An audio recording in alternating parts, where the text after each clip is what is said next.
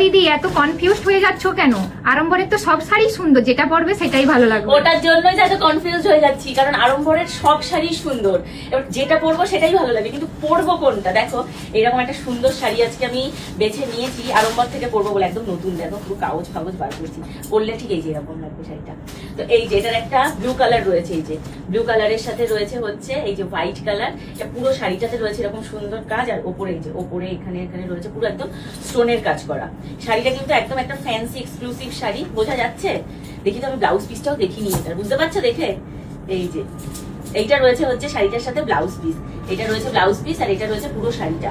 শাড়িটা কেমন লাগছে অবশ্যই তোমরা জানিও। ভাবছি এই শাড়িটাই পরবো, বা শাড়িটা কিন্তু আঁচলের জায়গায় লটকানো করা রয়েছে, এই শাড়িটা পরবো। কিন্তু এটার একটা ব্লু কালার রয়েছে, এই যে একটা ব্লু কালার রয়েছে, এই যে একটা রেড অ্যান্ড হোয়াইট কালার রয়েছে, তারপরে দেখো এইটাও একটা আরেকটা সেম এই কালার রয়েছে, আর আছে হচ্ছে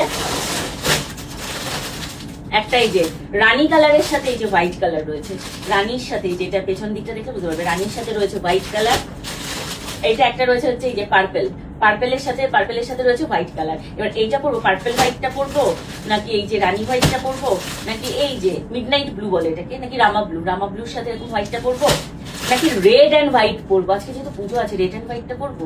রেড অ্যান্ড হোয়াইটটা পরলে কি ভালো লাগবে? তোমরা অবশ্যই কিন্তু কমেন্ট করে জানাও কোনটা আমি পরবো, আর এখান থেকে কোন শাড়িটা তোমরা নিতে চাও সেটাও কিন্তু অবশ্যই কমেন্ট করে জানিও, কারণ এই শাড়িগুলো কিন্তু তোমরা আমাদের আড়ম্বরেই পেয়ে যাবে। যার যেই কালারটা পছন্দ ঝটপট বুকিং করে নাও, কারণ এটা কিন্তু বেশি জনকে দিতে পারবো না, এগুলো একদম exclusive collection, limited stock, limited offer.